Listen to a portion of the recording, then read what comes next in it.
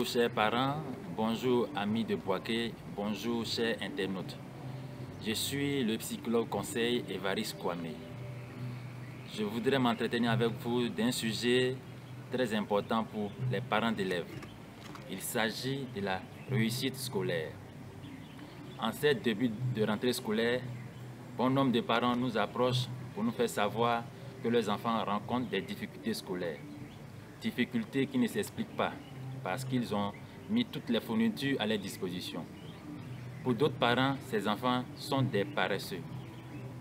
Permettez-moi de vous informer, chers parents, que la paresse n'est pas la cause, mais c'est plutôt un symptôme.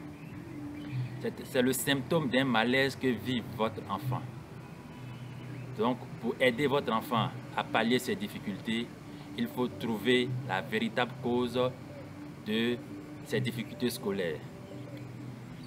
Les différentes causes des difficultés scolaires peuvent être regroupées en deux grandes catégories. Nous avons les facteurs liés à l'élève lui-même et les facteurs liés à l'environnement, à savoir la famille, l'école, la société. Mais pour aujourd'hui, nous allons nous pencher sur les facteurs liés à l'élève. Et parmi ces facteurs, nous aborderons celui de l'estime de soi. Qu'est-ce que l'estime de soi? L'estime de soi, c'est le sentiment de valeur personnelle. C'est-à-dire, c'est la valeur que chaque individu s'accorde. Cette valeur peut être élevée ou positive, elle peut être ou faible ou négative. Lorsque la valeur est positive ou élevée, l'élève a confiance en lui et en ses capacités de réussir. Il persévère dans les tâches scolaires parce que, ayant confiance en ses capacités, lorsqu'il rencontre une difficulté, il persévère.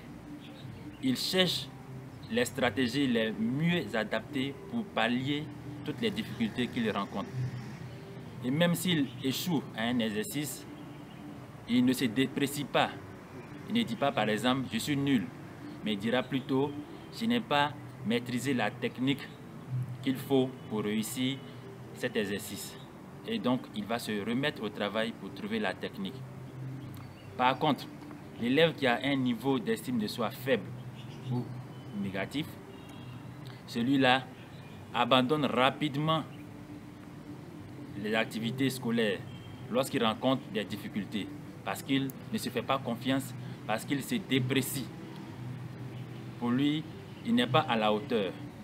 Donc vous convenez avec moi qu'un tel élève qui a un niveau d'estime de soi faible aura des résultats faibles, d'où la baisse de son rendement scolaire. Cette difficulté n'est pas une lacune, ce qui fait que la présence d'un répétiteur ne pourra pas pallier cette difficulté parce qu'elle est d'ordre psychologique. Donc, pour aider cet enfant, il faut faire appel à un spécialiste en la matière, en l'occurrence un psychologue, pour l'aider à identifier la cause de ces difficultés scolaires et à pouvoir l'aider à pallier ces difficultés. Voici, chers parents, ce que nous voulons partager avec vous en ce midi. Pour conclure, il faut retenir que toutes les difficultés scolaires que rencontrent vos enfants ne sont pas dues à des lacunes. Elles peuvent être dues à des problèmes intellectuels, c'est-à-dire les problèmes de mémoire, les problèmes de raisonnement. Elles peuvent aussi être dues à des problèmes affectifs, dont celui que nous venons de voir, la faiblesse de l'estime de soi.